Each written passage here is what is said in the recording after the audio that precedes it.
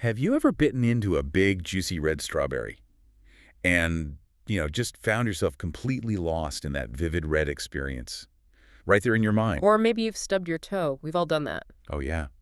And that searing pain feels like it's right in your toe, even though, well, scientifically it's all happening upstairs in your brain. Exactly. Those everyday moments, those really intense subjective feelings, they're actually at the very heart of one of humanity's oldest, biggest mysteries: consciousness. It really is profound when you stop to think about it. And today we're doing a deep dive into exactly that consciousness. We're drawing on some fascinating insights, particularly from Dr. Ramesh Kushwaha's work. Specifically from a chapter in his book, Physical Universe, Virtual God. Right. And our mission really is to give you a kind of shortcut to understanding this huge topic. We want to explore what consciousness truly is, look at the different types and theories, And unpack some of the biggest questions that have, frankly, stumped scientists and philosophers for centuries. Yeah, we're talking everything from those raw feelings like the redness of the strawberry all the way to the nature of existence itself. So where do we start? Let's try defining this elusive inner experience. Dr. Swaha introduces two really key concepts to help us here: the virtual experiential self, or VES, VES, okay. and something he calls pure consciousness. All right, let's unpack the VES first. So this sounds like that everyday me, the ego I inside us. That's a good way to put it. It's the agent that perceives things in what Dr. Uswaha calls our virtual inner world. So it's the I that likes this, dislikes that, feels happy or sad, watches a movie. Precisely. But here's the interesting twist. He suggests this VES isn't the real deal. It's not the actual creator of those experiences. Not the creator, so it's what, like an observer. More like a virtual ally, he calls it. A sort of interface within our internal world, but not the ultimate source. Okay, interesting. So if the VES isn't creating the experience, what about the experience itself, the raw feeling? That brings us to what's often called phenomenal consciousness or empirical consciousness, EC. This is the world of qualia. Qualia. Those are the subjective qualities, right? Like what it's like to experience something. Exactly. Those raw, subjective feelings you can't really truly describe to someone else. Think about the smell of coffee brewing. Or the specific taste of raspberry ice cream, or just that basic sensation of seeing red. That's what most people mean, colloquially, when they say consciousness. So back to my stubbed toe. When it's throbbing, that intense pain isn't actually in the toe itself. It's my brain creating that feeling. That's the idea. These experiences are phenomena of the central nervous system. The pain signal travels, sure, but the feeling of pain is generated and located in the brain. And same for smells. The smell of pizza isn't really in my nose, it's an experience in my mind. You've got it. Smells, sounds, sights, touch, taste, they're all experienced in the mind, triggered by the sensory organs, but not located there. Okay, but wait. If the VES isn't the true creator and the sensory organs aren't the location of the experience, then what is the ultimate knower? Who or what is actually perceiving all this? That is the crucial question. And this is where Dr. Uswaha introduces what he calls the true self. He uses a few terms for it, Like the virtual absolute self, VAS, the virtual core self, VCS, or sometimes just pure consciousness, PC. This is described as the ultimate knower, the real I behind it all. wow. That reminds me, Sam Harris called consciousness the biggest mystery and the basis for any spiritual experience. He did. And it connects interestingly to some Eastern philosophies, too. Vedanta, for instance, sees consciousness Brahman as ultimate reality, with the individual expression being Atman. How does that compare to, say, Buddhist thought? Didn't Buddha argue against a permanent self? Well, yes, Buddhist philosophy emphasizes sunyata, or emptiness, the idea that phenomenal experiences lack a fixed, unchanging self. It's not about nothingness, but about seeing the illusion of a permanent ego self. Realizing that is key to insight. So it's clear this mystery has fueled centuries of debate, especially around the classic mind-body problem. Absolutely. Take Descartes. He famously proposed dualism. Mind and body as separate substances. Exactly. He saw the brain like computer hardware and the mind, consciousness, as maybe the software, or even the programmer running the show, physical body, virtual mind. And that just opened the door for tons of other theories, right? A whole landscape. Philosophers have explored everything from mind and body being totally separate to them being identical, or even questioning if consciousness is distinct at all. But some arguments really stand out, specifically those suggesting consciousness might be, well, non-physical. Yes, several key thought experiments try to pinpoint this. They all hammer home one point. Purely physical descriptions just seem to miss the subjective feeling. Like Frank Jackson's Mary argument, the color scientist. Right. Mary knows every single physical fact about color, neurophysiology, wavelengths, everything. But she's lived her whole life in a black and white room. So she's never actually seen red. Exactly. Jackson asks, when she finally sees a red rose, does she learn something new? Intuitively, yes. She learns what it's like to see red. Which suggests there's something about the experience itself, the qualia, that physical facts alone don't capture. And Nagel's What Is It Like to Be a Bat? Same idea. Very similar. You could know everything physical about a bat, its sonar, its wing structure, its brain chemistry. But you still wouldn't know what it feels like to be a bat, navigating by sound. Precisely. The subjective viewpoint seems irreducible. And then there's David Chalmers' zombie argument. That one's a bit wild. It is, but powerful. Chalmers asks us to imagine a philosophical zombie, a being physically identical to a human in every single way, atom for atom. Looks human, talks human, acts human. But has zero inner subjective experience. No qualia. Lights are on, but nobody's home, inwardly speaking. Is that even possible? Chalmers argues that if we can conceive of such a zombie, even if it doesn't exist, it suggests consciousness is an additional property, something beyond just the physical arrangement of matter. It points towards non-physicality. Okay, I see how that leads to his big distinction, the easy problems versus the hard problem. Exactly. The easy problems, and they're not actually easy, just easier relative to the hard problem, are about functions. How do we focus attention? How does the brain process information? How do we report our inner states? Things we can potentially explain with neuroscience and computational models? Right. We can map the mechanisms. But the hard problem, that's the kicker. It's the why, isn't it? Why and how does all that physical processing, all that neural firing, give rise to subjective experience? Why does it feel like anything at all? That's it. Why qualia? Chalmers suggests maybe consciousness isn't reducible to physical stuff. Maybe it's fundamental, like space-time or mass or charge. And this hard problem is why finding a theory everyone agrees on is so difficult. It's a major impasse. Many theories get rejected. Some, like eliminative materialism or illusionism, are often criticized for basically denying or ignoring subjective experience. Saying qualia aren't real or are just an illusion? That seems unsatisfying. It does to many people. Then you have dualism, like Descartes', which struggles to fit with modern physical science. How does a non-physical mind interact with the physical brain without violating physical laws? Yeah, the interaction problem. And what about theories saying mind and brain are the same, reductive physicalism? They struggle with that elusive gap. They can show correlations this brain activity happens when you feel that, but they often fail to convincingly explain how the physical stuff becomes the mental feeling. It's like your analogy earlier, saying a mouse and a rabbit are the same because they both have 4 legs. Exactly. Correlation isn't identity. That's why philosophers like Searle or Jackson argue for non-reductive physicalism. Mental states emerge from brain states, but can't be simply reduced to them. Okay, so all these challenges, they set the stage for Dr. Kushwaha's proposal, right? Virtual physicalism. Correct.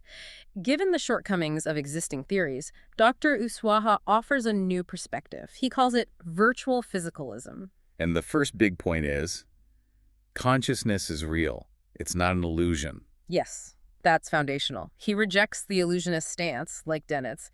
He aims to explain the mind in a, quote, down-to-earth physical way, but crucially, without invoking anything non-physical. Because physics doesn't really have a category for non-physical. Precisely. So his core idea is this. Brains simulate and represent the external world. That's the physical part, the neural activity. Okay, building a model. Right. And then our minds interpret and make sense of that simulation. That's the mental part. And the whole point of this entire process. Survival and reproduction. Absolutely. It's about creating a useful, meaningful internal reality that helps us navigate the world and, well, stay alive and pass on our genes. So our perception isn't a direct window onto reality, but more like a virtual reality show curated by the brain. That's a great way to think about it. It gives us the ability to assign meaning to things. And this explains why there isn't a simple one-to-one map between brain activity and conscious experience. The mango metaverse example he uses. Tell us about that. Right. Think about a single physical mango. It's just a mango. But in our minds, it has countless virtual aspects. Like its color, ripeness, taste, smell. Its weight, how it feels, its price, whether it's good for juice or pickling, memories associated with mangoes. All these are interpretations, virtual meanings. And different people might focus on different aspects or experience the same aspect differently. Exactly. One person sees a delicious treat, another sees potential profit, another remembers a childhood tree.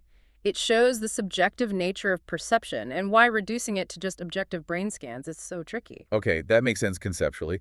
But what about the nuts and bolts? What have neuroscientists actually found in the brain that seems linked to consciousness? The how? Well, there's been a huge search for the neural correlates of consciousness, or NCCs. What brain activity is necessary or sufficient? Any leading candidates? Some research, for instance, by Singer and others, pointed towards widespread synchronization of neural firing in the gamma frequency band around 40-80 hertz.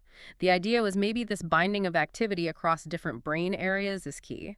Binding information together into a unified experience. Kind of like that, yeah. There have also been attempts to bring quantum mechanics into it, notably by Penrose and Hameroff. Ah, the quantum consciousness idea. Has that panned out? Not really, according to Dr. Kushwaha and many others. While QM is fundamental at the micro level, their specific proposals about consciousness arising from quantum effects in microtubules within neurons haven't gained wide acceptance or strong evidence. It might not be needed at the macro level of neurons. Okay, so maybe not quantum weirdness. What about more mainstream theories, like Barr's global workspace theory, GWS? Right, GWS is influential. Barr's proposed that for information to become conscious, it needs to be broadcast across a sort of global workspace in the brain, making it available to many different processing areas. Like putting something up on a central bulletin board for everyone to see. That's the analogy. Unconscious processing, in contrast, would be more localized, confined to specific modules, like what happens during deep sleep, coma, or anesthesia. And others built on that. Yes, DeHaan and colleagues link this global availability to that widespread gamma synchronization we mentioned. They argue GWS is really about the content of consciousness becoming globally accessible. But didn't you say earlier there's a problem with synchrony? Like in epilepsy? Exactly. That's a counterexample. During generalized epileptic seizures, you often have massive synchronization and high metabolic activity across the brain, yet consciousness is typically lost. It's like the system gets overloaded or locked into a rigid pattern. So high activity and high synchrony aren't automatically consciousness. Fascinating. It seems it's not just about quantity. The cerebellum, for instance, has far more neurons than the cerebral cortex. But it's mostly involved in motor control and coordination, not really considered the seat of awareness. Right. And even when we're seemingly out, like under anesthesia or asleep, the brain is incredibly busy. Think about ketamine anesthesia. Patients can report dreams afterwards, even though they weren't present during the procedure. What about those subliminal perception studies, where things flash too fast to see? Yeah, like flashing a word for just a millisecond, masked by other images. Subjects don't report seeing anything consciously. But the brain still reacts. Oh, absolutely. Studies show widespread brain activation, even gamma band activity, in response to these unseen stimuli. So again, brain activity, even the right kind of activity, doesn't automatically equal conscious experience. And too much synchrony, like in seizures, is bad. Reminds me of that quote. Consciousness is what disappears when we fall into a dreamless sleep. That's Tononi and Edelman, which leads us nicely into Tononi's own theory, integrated information theory, or IIT. IIT. Okay, what's the core idea there? Tononi argues that consciousness corresponds to the capacity of a system to integrate information. It needs to be both highly informative, differentiated, and highly integrated, unified. So lots of different possible states, but they're all interconnected. Exactly. He proposed a mathematical measure for this called phi. The idea is that a system needs a certain level of phi to be conscious. And this fits with states where consciousness is lost. Generally, yes. Phi is calculated to be low in deep sleep, coma, anesthesia, and also during those epileptic seizures where integration breaks down despite high activity, and lesions in the thalamocortical system, which is crucial for integration, often cause loss of consciousness. Okay, so phi measures integration. But is that enough? I remember you mentioned Koch added something. Causality. Right.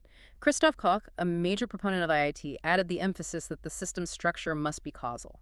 It needs to have real cause and effect power within itself and with the world. To actually do things, not just represent them. Yes.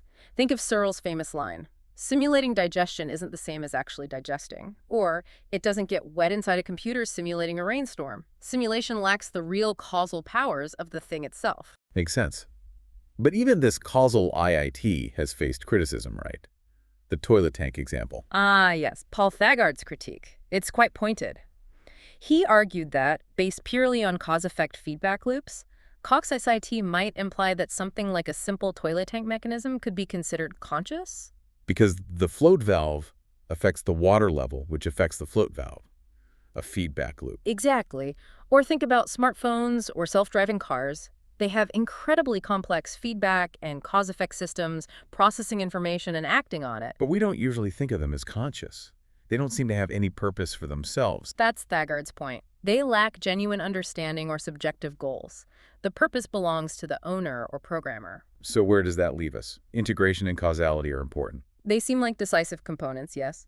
But Dr. Kushwaha argues they alone cannot create the perfect flavor. Something more is needed. And that something more involves meaning.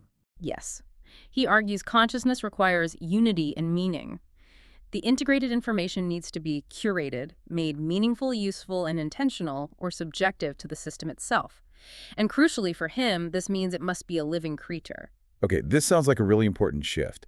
It leads to his idea of state consciousness. Precisely. This is a foundational concept in his framework. He defines state consciousness as the inherent ability of a living creature to internally assign meaning to stimuli. Assigning meaning. And this is unique to living things. That's his proposal. It's a fundamental survival mechanism, self-contained, intrinsic to life itself, not dependent on outside forces. And this leads to a redefinition of sentience. Yes. Based on this, he proposes that being sentient simply means being in state consciousness. Wow. So if something is alive, it is sentient. According to this definition, yes, which has big implications. For example, robots. Even super advanced AI, if it perfectly mimics life. Even then. According to this view, they would lack state consciousness. They can process information, follow rules, maybe even simulate emotions, but they don't internally assign meaning in the same way a living organism does for its own survival. They don't have that intrinsic drive, that hidden virtual agenda of survival and reproduction. Yeah. And they lack a VES, that virtual experiential self. Exactly. They can run the formula, but they don't grasp its essence from a subjective, survival-oriented perspective. Okay, so if sentience means being in state consciousness, are living things always in this state? Like 24/7 until death? That's the idea. Living beings are always in state consciousness, regardless of whether they're having a specific phenomenal experience like seeing red or feeling pain. So I'm in state consciousness right now, obviously. But I'm also in it when I'm driving on autopilot, not really paying attention to every single detail. Yes, you might not be phenomenally conscious of every road sign or the exact pressure on the pedal, but your system is still processing information meaningfully, ready to react. You're not like a rock. Or an expert typist hitting keys without thinking about each one. Perfect example. They are in state consciousness, their system is assigning meaning to the task, but they aren't phenomenally aware of every finger movement. Most brain processing is unconscious, but it's still happening within a system that is in state consciousness. This also helps explain the anesthesia examples. Brains still processing sounds, forming memories. Right. Even if you're not phenomenally aware, the underlying state consciousness allows some level of meaningful processing. Brain responses, like BAEPs and SSPs under anesthesia, are similar to wakefulness, just reduced. The system is still on at a fundamental level. And the subliminal perception stuff, too. The brain responds meaningfully even without awareness. Yes, the brain activity patterns, ERPs, are similar for subliminal and consciously seen stimuli, just smaller for subliminal. The subjects are in state consciousness throughout. Unconscious processing is still meaningful to the organism. So to be clear, sentience, being in state consciousness, living things are sentient until death. Rocks, chairs, robots are always non-sentient, non-conscious. That's the framework. And state consciousness is seen as the necessary foundation upon which phenomenal, empirical, conscious experiences can arise. What about states of unconsciousness, like deep sleep or coma? How does that fit? Those states lack empirical conscious experiences, the qualia. But the person is still alive, still in state consciousness. They are not dead. Their brains aren't inactive. They show those high-amplitude slow waves, right? What does that indicate? It indicates a different mode of operation, often called bistability, where neurons cycle between active and inactive states. But sensory information still reaches the cortex. Autonomic functions continue. The system is fundamentally operational, just not generating phenomenal awareness at that moment. And there's even research showing some awareness in coma patients. Yes, recent studies using fMRI and EEG have found evidence of hidden consciousness in some patients previously thought to be completely unresponsive. And locked-in patients are fully conscious but can't move. Loss of awareness in sleep isn't a total shutdown. Metabolism is high, information is processed. Dr. Kushwaha proposes these slow waves might be a fundamental rhythm. Yes. He hypothesizes that the slow-wave oscillations seen in deep sleep might be the brain's baseline rhythm, like a biological clock or the heart's ECG. This rhythm, he suggests, is imperative for state consciousness and generates other brain states. So living beings are constantly in this state, underpinned by this rhythm, until death. That's the core idea of state consciousness. This redefinition is huge then. If consciousness with a capital C is redefined as state consciousness Then all living beings are conscious or sentient, full stop. But phenomenal consciousness, experiencing the redness or the pain, that requires more. Yes, that requires more evolved brains, particularly the cortex, capable of complex causal integration of information. It also needs the right conditions, stimulus, strength, attention, being awake or dreaming, etc. And a more complex brain leads to more complex VES, the virtual experiential self. Exactly. A sophisticated brain, especially with a developed cortex, like in mammals and humans, allows for a more complex VES. This VES assigns richer meanings, intentionality, subjectivity, all enhancing survival. More advanced brain, more sophisticated VES, heightened awareness. This really opens the door to considering consciousness in a much wider range of creatures. It does. People like Woodruff argue ray-finned fish are sentient. Peter Godfrey Smith's book, Other Minds, details amazing intelligent behaviors in octopuses. Octopuses are incredible. Aren't they? But also fish, insects, cuttlefish, even bacteria like E. coli show adaptive behaviors that suggest some form of awareness or responsiveness to meaning in their environment. Okay, fish, insects maybe. Yeah. But then the really provocative idea, plants. Are plants conscious under this definition? Well, if sentience is defined as being in state consciousness, the ability to internally assign meaning for survival, then the argument for plant sentience becomes much stronger. There's a growing field exploring plant intelligence. What kind of evidence is there? Things like plants distinguishing self from non-self, complex communication networks with fungi and other organisms, apparent sensitivity or feelings in plants like the mimosa or sundew. I've heard about music helping plant growth and roots acting like a brain. Those ideas are out there. More scientifically studied are things like plant responses to anesthetics. They react similarly to animals in some ways. They exhibit forms of learning, memory, perception, communication, defense, decision-making. Decision-making in plants. There was that experiment with French bean plants. They seem to choose the best route to reach a support cane, apparently sensing it from a distance. It suggests more than just simple automatic growth. So if we accept state consciousness as the definition, plants arguably fit the bill. They are alive, they process information meaningfully for survival. That's the implication, yes. It challenges our traditional view, but follows logically from that redefinition of sentience. Okay, so we have state consciousness as the baseline for all life, and empirical consciousness as the subjective experience built on top. Yeah. What about the third type mentioned at the start? Pure consciousness, PC. Right, PC. Dr. Kushwaha describes this as an enwrapping phenomenon within state consciousness. It's conceived as the innermost compartment, the potential space where awareness arises even without external stimuli. The space itself. Almost. It functions as both subject and object, the ultimate virtual experiencer. This is equated with the virtual core self, VCS, or virtual absolute self, VAS. The true self and true soul of all living beings. That's the description used. It's the ultimate ground of awareness. How does this relate to everyday experience? It's linked to the state of deep, dreamless sleep, where there's no empirical content, no qualia, yet the self somehow persists. You wake up as you. And also to mystical experiences. Yes. Experienced meditators sometimes report reaching a state of nothingness or void while fully awake by intentionally stopping the flow of sensory input and internal chatter. This state is often described as pure consciousness. And the source material hints the next chapter explores this connection to spirituality more deeply. It does, suggesting how various religious and philosophical traditions view this fundamental consciousness.